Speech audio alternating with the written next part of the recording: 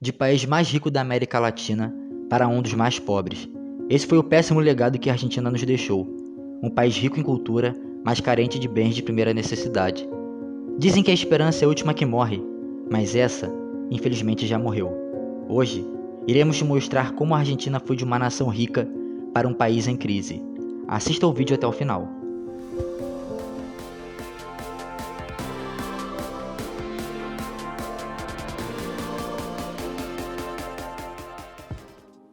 No início do século XX, a Argentina era conhecida como a Europa da América do Sul, rica em gado, couro, lã e trigo. Isso enriqueceu a população do país e os levou a viver um estilo de vida europeu, e ainda mais rico que a Alemanha e França juntos, ocupando a posição de 10º país mais rico do mundo. Era um país marcado por uma expectativa de grande fortuna, cuja população gozaria de um pleno bem-estar. A elite inglesa comercializava bastante com os argentinos, e seus relacionamentos iam um pouco mais além do que meras relações econômicas.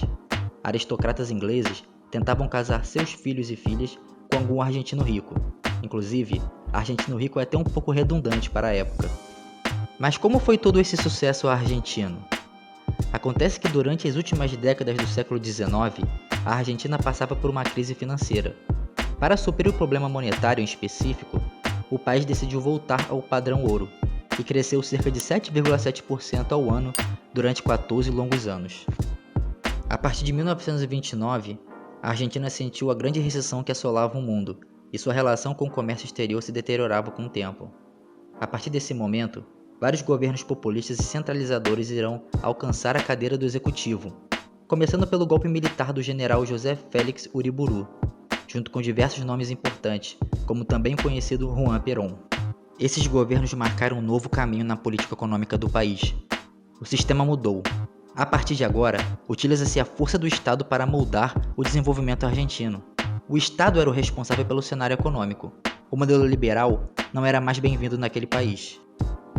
Foi nesse contexto que surgiu uma das figuras políticas mais conhecidas da Argentina, Juan Domingo Perón, que até então não estava sentado junto ao governo executivo, mas em dezembro de 1943 ocupou o cargo de secretário do Trabalho e Seguridade Social. Foi responsável por fundar o Tribunal do Trabalho na Argentina, estendeu a todos os trabalhadores o direito à verba rescisória, aumentou o número de pessoas com direito ao benefício de aposentadoria, criou hospitais para trabalhadores de estrada e ferro e as escolas técnicas para trabalhadores. Ainda decretou o 13º salário e as folgas semanais e diminuiu a jornada de trabalho. Essa época foi muito marcada pelo movimento fascista na Itália, e disso, vários políticos com pautas trabalhistas se reergueram no mundo inspirados por Mussolini, assim como aqui no Brasil foi representado pela figura de Getúlio Vargas. Em 1946, já como presidente, Perón aumentou o processo de centralização da economia para além das leis trabalhistas, com a filosofia de que o Estado não consegue ser verdadeiramente dependente até que alcance a autossuficiência nacional. Perón criou indústrias nacionais e estatizou diversos segmentos industriais estrangeiros que operavam dentro da Argentina. Aumentou o protecionismo argentino contra a importação, completando as exigências de um Estado que ele acreditava ser sustentável. Além da indústria, o governo também nacionalizou o Banco Central da Argentina, que permitiu o Estado controlar a oferta monetária e a expansão de crédito. Esses recursos são armas de destruição em massa para uma economia, caso as aplicações sejam alocadas através de escolhas ruins. A economia pode colapsar e um surto monetário pode eclodir. Mas os gastos que mais ganharam força com essa estatização foram os serviços militares. Todo esse arranjo econômico trouxe consequências gravíssimas para a Argentina. Em 1949, ela começou a lidar com as altas taxas de inflação, que chegou a ser 30% ao ano, chegando no início da década de 1970 aos quase 800% ao ano. Toda essa farra de gastos, endividamentos e inflação ficou estável por um pequeno período quando uma junta militar subiu no poder. Cansados dessa antiga política, a junta militar abriu a economia de maneira racional. Temiam que os investimentos estrangeiros poderiam destruir com os empresários nacionais.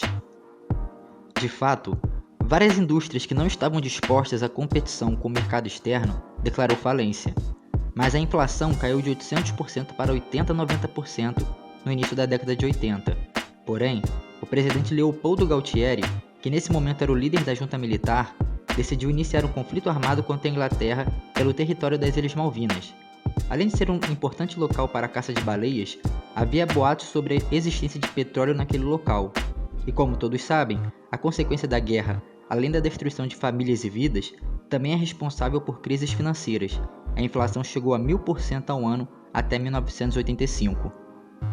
A Argentina teve um pequeno fôlego de todo esse desgaste inflacionário quando o ministro da Economia Domingo Cavallo adotou o sistema monetário e cambial denominado de Currency Board em 1991. Nesse sistema, o governo não poderá usar o sistema financeiro para emitir títulos de crédito ou fornecer qualquer tipo de oferta monetária. Apenas poderá emitir uma unidade de sua moeda quando entrar no país uma unidade monetária de dólar. Em 1990, a inflação era de 1.344% ao ano. Em 1991, foi para 84% e no ano seguinte era 19,5%. De 1996 até o final de 2001, era quase 0%, ou seja, sem inflação. Até o índice de pobreza caiu de 47,3% no final da década de 80 para 16,1% em 1994. No início da década de 2000, o governo declarou moratória da dívida e ainda impediu que a população saque seu dinheiro, apenas realizando transações através de cartão de crédito. Tudo isso para conter a inflação e depreciação da moeda argentina. No ano de 2003, se inicia uma das épocas mais polêmicas da Argentina, que é a gestão sob os Kirchner. Néstor Kirchner manteve o mesmo sistema do governo anterior, porém, com o súbito aumento dos gastos públicos e dos impostos. Com a troca do poder executivo para sua até então esposa, Cristina Kirchner, os gastos do governo continuavam a crescer junto com a emissão monetária que os financiavam. Só que Cristina decidiu impor uma política cambial bem restritiva denominada de cepo. Nela, era impedida que os argentinos tivessem uma poupança em dólar, mas permite sua compra para algumas pessoas que quiserem viajar e para aqueles que quiserem importar. Essa política visava a valorização do peso argentino, mas infelizmente isso não ocorreu e os problemas financeiros só aumentaram de tamanho. Primeiramente, foi fortalecido o mercado negro para negociar dólares, cuja taxa era bem maior do que a estipulada pelo governo. E ainda assim, o governo viu suas reservas internacionais caírem vertiginosamente. Após isso, as exportações argentinas, que cresciam em ritmo excelente na década passada, caiu para um crescimento de 3% ao ano. Um outro problema que hoje se tornou uma das principais dores de cabeça dos argentinos foi a escassez de produtos básicos. Com o preço do dólar decidido pelo governo, os exportadores recebiam menos do que o custo que teriam para vender o produto lá fora. Para isso, eles recebiam dinheiro extra do Banco Central para cobrir o prejuízo e ainda poder apurar lucro em suas operações. A negociação de dólar entre pessoas ficava cada vez mais difícil de ocorrer. Oficiais eram permitidos a prender caso vissem que alguém estava trocando moeda argentina pelas americanas nas ruas. Para conter o aumento de outros bens além do dólar, ela fez um acordo com supermercados para manter uma linha de 80 produtos em um preço de base, impedindo assim que ele aumente o preço e que também seja colocado de referência para outros produtos. O resultado é que a inflação só aumenta e o país só declina. Cristina também manteve o congelamento de preços de serviços considerados estratégicos, como luz, água e transporte. Para cobrir essas despesas, o governo teria que aplicar um montante de dinheiro impresso nesses setores. O estoque de anos para fornecer esses serviços foram queimados. O congelamento de preços fez com que a demanda superasse a oferta. O resultado disso é que só em 2015, a região metropolitana de Buenos Aires ficou 32 horas e meia sem luz. Os blackouts quadruplicaram em 12 anos. Hoje, a Argentina vive uma situação muito pior. Aquele que vinha com o propósito de mudar todo o sistema social do país, reforçou os altos índices de pobreza, piorou a inflação e a dívida do país. Desse modo, reforçou a volta de seu concorrente, que também nada fez pelo crescimento da Argentina. A carestia de produtos piorou vertiginosamente. É o único país da América Latina que está mais pobre que há um século atrás. Em 1913, era o país mais rico do mundo, onde todos queriam ter relações. Hoje, é excluído das grandes negociações comerciais. Deixe seu like nesse vídeo, se inscreva no canal e não esqueça de compartilhar. Sua ajuda será essencial nesse começo de projeto. Até logo!